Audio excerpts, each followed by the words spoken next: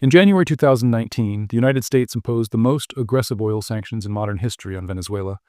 The goal was simple: cut off Maduro's government, force political change, collapse the regime. 5 years later, none of that happened. Instead, something unexpected did.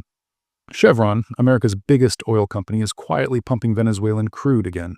Not through a dramatic policy reversal, not through headlines or press conferences, just through a series of government-issued licenses, temporary waivers, and what Washington calls calibrated engagement, which is Washington's polite way of saying, we're buying oil from a government we publicly oppose. This isn't a story about hypocrisy, though there's plenty of that. It's about what happens when ideology collides with energy markets. And right now, the markets are winning. Let's start with a number: over 300 billion barrels. That's Venezuela's proven oil reserves, the largest in the world, more than Saudi Arabia, more than Canada, more than Russia. For decades, none of it really mattered. Mismanagement, corruption, and failing infrastructure turned the country with the most oil into an economic disaster zone. Then came the sanctions. In 2019, the Trump administration essentially banned U.S. companies from doing business with PDVSA, Venezuela's state oil company. The logic was straightforward. Venezuela was producing about 2 million barrels per day at the time. Most of that revenue went to Maduro's government. Cut off the oil money, cut off the regime. Here's what actually happened.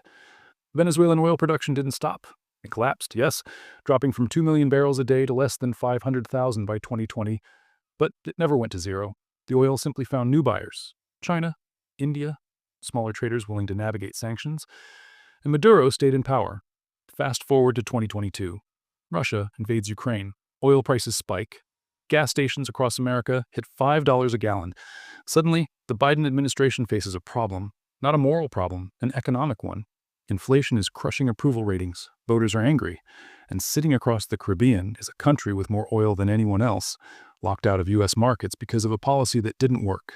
So the licenses started, quietly at first.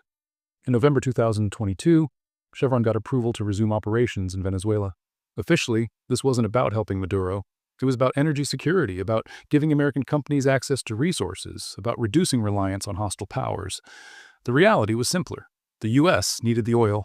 Here's how this arrangement functions, and why it's more absurd than it sounds. Chevron is allowed to operate in Venezuela under a limited license. They can pump oil. They can ship it to the United States.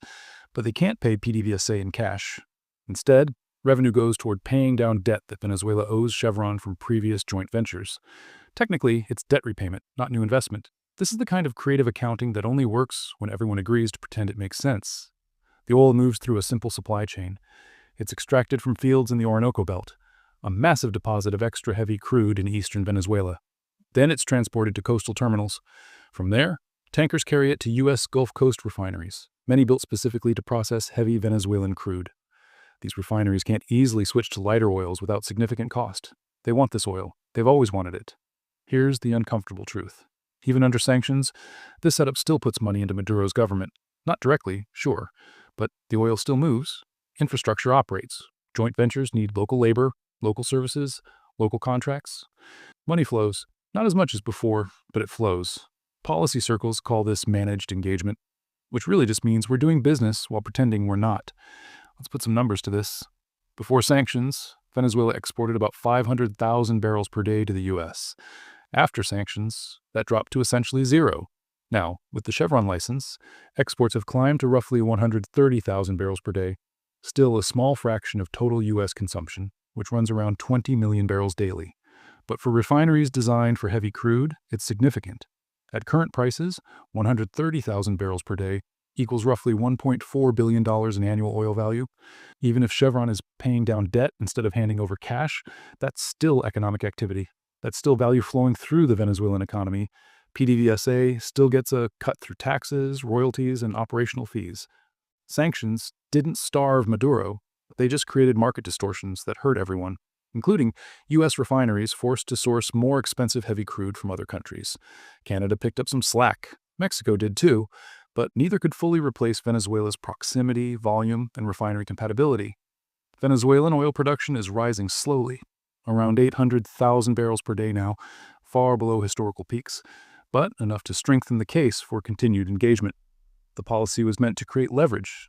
Instead, it created market distortion that hurt U.S. companies while achieving almost nothing politically in Caracas. When Chevron's licenses were announced, optimism ran high. This would stabilize global oil markets, give the U.S. influence over Venezuela, reduce dependence on Middle Eastern oil. None of that happened. Oil markets are global. Venezuelan barrels help on the margins, but they don't reshape supply and demand fundamentals. OPEC still sets production. Russia and Saudi Arabia still dominate. 130,000 barrels per day? A rounding error in a market moving 100 million barrels daily. As for influence, it's unclear the U.S. gained any. Maduro remains in power. Opposition is fractured.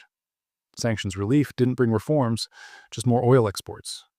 Maduro even held another disputed election recently. Washington didn't intervene. Leverage only works if you're willing to use it. Restart the oil flow, and stopping it becomes politically costly.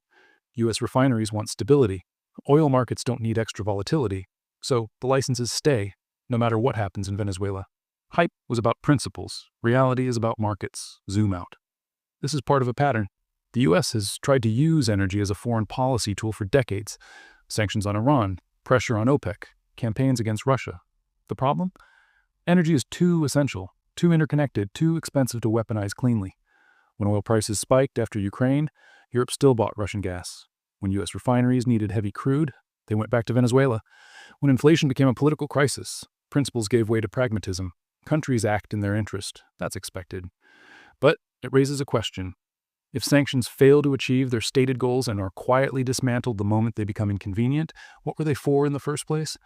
Some analysts say sanctions were mostly symbolic, a signal to domestic and international audiences that the U.S. opposes authoritarianism. Real policy outcomes mattered less. Maybe that's true. But symbols are expensive when they distort markets and cost refineries billions. Analysts worry. Licenses are temporary, renewed every few months. That's unstable. A new administration could revoke them. U.S. refineries would scramble for supply, oil prices would spike, Venezuela would redirect barrels to China or India, or the opposite. Venezuelan production stabilizes, exports scale up, and the U.S. becomes dependent on a government it considers illegitimate. Leverage disappears. Both outcomes are possible. Neither is particularly appealing. And there's the climate angle. Venezuelan crude is some of the dirtiest in the world. Refining it produces far more emissions than lighter oils. While the U.S. talks about clean energy, heavy Venezuelan oil imports are rising. Markets beat ideology. Again, here's the situation today.